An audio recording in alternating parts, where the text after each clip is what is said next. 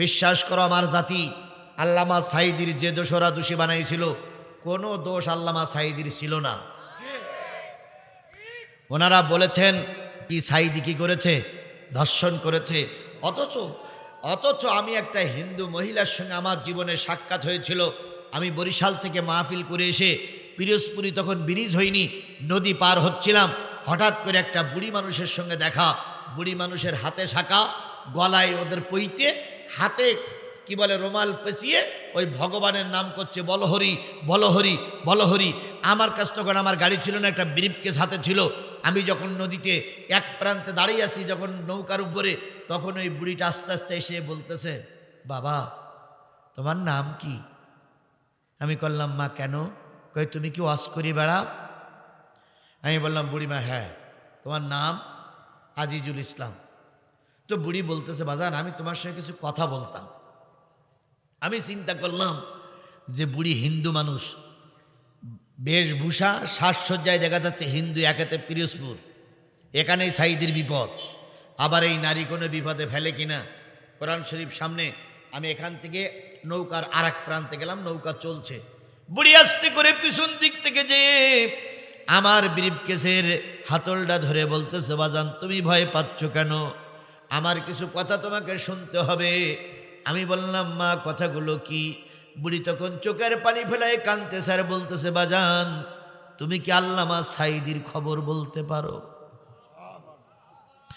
আমি বললাম, বুড়িমা তিনি তো একজন রাজাকার, তিনি একজন যুদ্ধ অপরাধী, তিনি নাকি তোমাদের মতন হিন্দু মহিলাদের বাড়ি ঘরদর পড়াই দিয়েছে, তার খবর নিয়ে তোমার কি দরকার? ওই মহিলা বুড়ি মানুষ নিজের হাতটা আমার মুখের পরে দিয়ে বলতেছে, বাজান এমন কথা বলো না, ভগবান অসন্তুষ্ট হবে। আমি বললাম, বুড়িমা তুমি কি বলতে চাও? তখন এই বুড়ি বলতেছে, ও হুজুর আমি ভগবানের নামে কসম করে বলতে পারি, আল্লামা সাঈদী কোনো হিন্দুর ক্ষতি করেনি। আমি বললাম, মা তোমার কথা তো যদি বিশ্বাস করবে না। কয় বিশ্বাস যদি না করে তাহলে তুমি আমার কথাটা শোনো, তুমি জাতির কাছে তুলে ধরো। সেটা হলো সাঈদীর বাড়ি যাওয়ার পথে আমার বাড়ি, আমি সাঈদীর একটা ভোটার, আমার স্বামী নাই, ছেলে নাই, মেয়ে নাই, আমার পরিবারে আমি ছেলে কেউ নাই। এই যে ভিক্ষে করতে বেরিয়েছি, ভিক্ষে করতে করতে নদীতে নদীতে ভিক্ষা করি, সন্ধ্যা হয়ে যাবে, ভ্যানে চড়ে বাড়ি যাব, যা পাবো তাই খাবো, পরের দিন সকালবেলা আবার ভিক্ষার ঝুলি নিয়ে বাহির হব। কিন্তু যতদিন পর্যন্ত আল্লামা সাঈদী বেঁচে ছিলেন ততদিন আমার ভিক্ষা করা লাগতো না। আমি বললাম, বুড়িমা কেমন? কয় সাঈদী 6 মাস অন্তর অন্তর এলাকায় ঢুকতেন, যখন ঢুকতেন তখন আমার বাড়ির পাশ দিয়ে যাইতেন, আমাকে ডেকে বলতেন, কাকিমা তোমার সাঈদী বলো এলাকায় আসছে। আমি বেরিয়ে আসতাম। আল্লামা সাঈদী, মাওলানা সাঈদী আর হুজুর সাঈদী যা বলো না কেন, উনি একটা প্যাকেট দিয়ে বলতেন, বুড়িমা 6-7 দিন পরে আমি তোমার কাছে আবার দেখা করে যাব। প্যাকেটটা খুলে নিয়ে দেখতাম বিভিন্ন রকমের ফল, আপেল আছে, লেবু আছে, কমলা আছে, এরপরে খেজুর আছে, বিভিন্ন ধরনের ফল, কিছু কাপড় চোপড় দিয়ে প্যাকেটটা ভরা। আমি প্যাকেটটা নিয়ে খুশি হইতাম।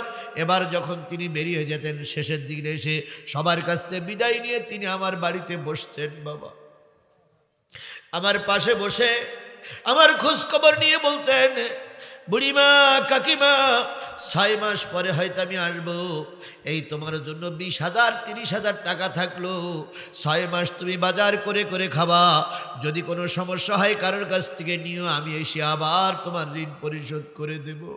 ও আমার হুজুর, আজকে 3টা বছর আল্লামা সাঈদী আমার আর কাকি বলে ডাকে না। সে কোথায় বলতে পারো? আমি বললাম, কাকিমা ওই লোকটা তো এখন জেলখানায় দুকে দুকে মরতেছে, সে নাকি যুদ্ধ অপরাধী, সে নাকি হিন্দুদের বাড়ি ঘরদর লুট করেছে।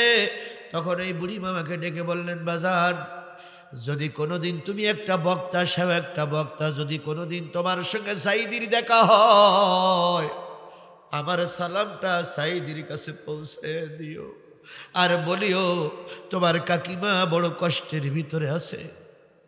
ও আমার জাতি, সেদিন একটা হিন্দু ভদ্রলোক, হিন্দু মহিলা আল্লামা সাঈদীর জন্য চোখের পানি ফেলাই দিয়ে কাঁদলো, আর তুমি আর আমি মুসলমান, আল্লামা সাঈদীর রায়ের পরে তুমি আর আমি আনন্দ মিছিল করে বেড়াইছি।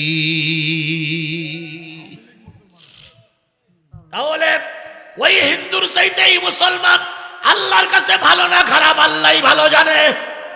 সুতরাং আমি যে জিনিসটা বোঝাতে চাচ্ছিলাম, আল্লাহ রাব্বুল আলামিন কখন কোন জায়গায় লোক তৈরি করবে সে ব্যবস্থা কার? ওই যে ছোট্ট একটা ছেলে, নাম কি বললাম? হুবহাব। বাবার নাম কি বললাম? জালবিব। জালবিব একজন ইহুদি লিডার, সব জিনিসগুলো দেখায়, 19 নম্বর তাকের ভিতরে কি আছে লেখা আছে সেটা দেখায় না। ছেলে একদিন বলল, আব্বু দেখাও না কেন? কয় ওখানে সবচেয়ে বড় একজন মহামনীষী নাম পরিচয় লেখা আছে। দেখাও না কেন? কয় দেখলে তুমি আগের থেকে যদি ষড়যন্ত্র জালে আটকা পড়ে যাও তাহলে মুহাম্মদ বিজয়ী হয়ে যাবে। আমার মৃত্যুর পরে তুমি যখন বড় হবে এই মদিনায় মুহাম্মদ সাল্লাল্লাহু আলাইহি সাল্লাম একদিন আসবে, তুমি তাকে যদি চক্রান্ত ষড়যন্ত্র করে মেরে দিতে পারো, আল্লাহর কসম, ঈশ্বরের কসম, আমাদের ইহুদি ধর্ম জীবনেও কেউ কোনো ক্ষতি করতে পারবে না। ভারতও জানতো যদি আল্লামা সাঈদী বেঁচে থাকে ভারতের আধিপত্য থাকবে না, তাই ভারতের ষড়যন্ত্রের কারণে আল্লামা সাঈদীকে বিদায় নিতে হয়েছে। যে সাঈদীকে ষড়যন্ত্র করে ভারত মেরে দিল, যদি বাংলাদেশের কোন দল, বাংলাদেশের যদি কোনো পার্টি ওই ভারতের সঙ্গে লিয়াজ করে ক্ষমতায় যেতে চায়, ক্ষমতার বদলে জুতোর মালা পরানো হবে।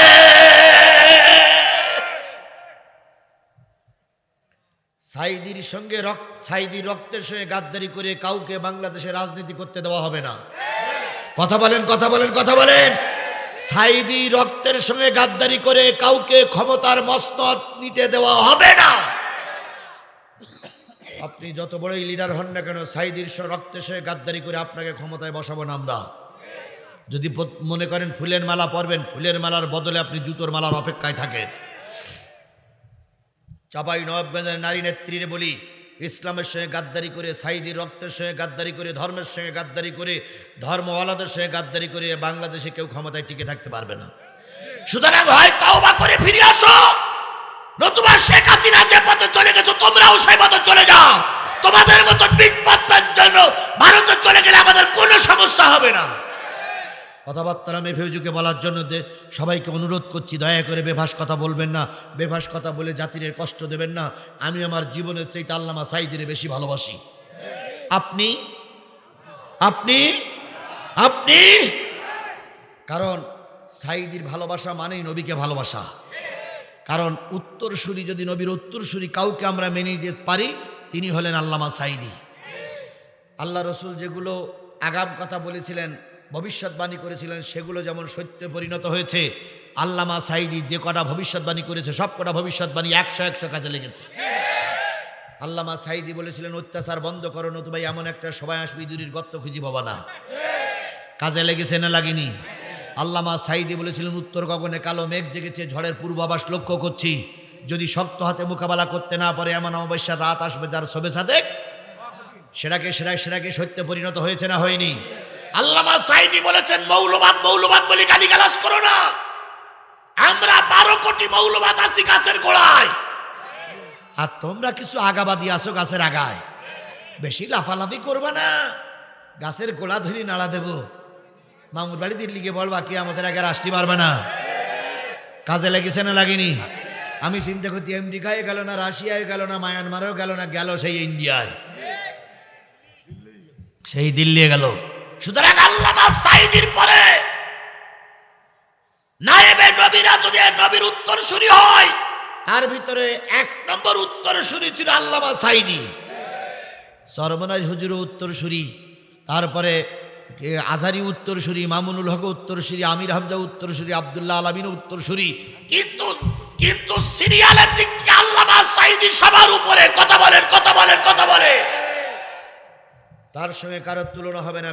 সুতরাং তার সঙ্গে গাদ্দারি করে বাংলার জনগণ কাউকে ক্ষমতায় রাখবে না।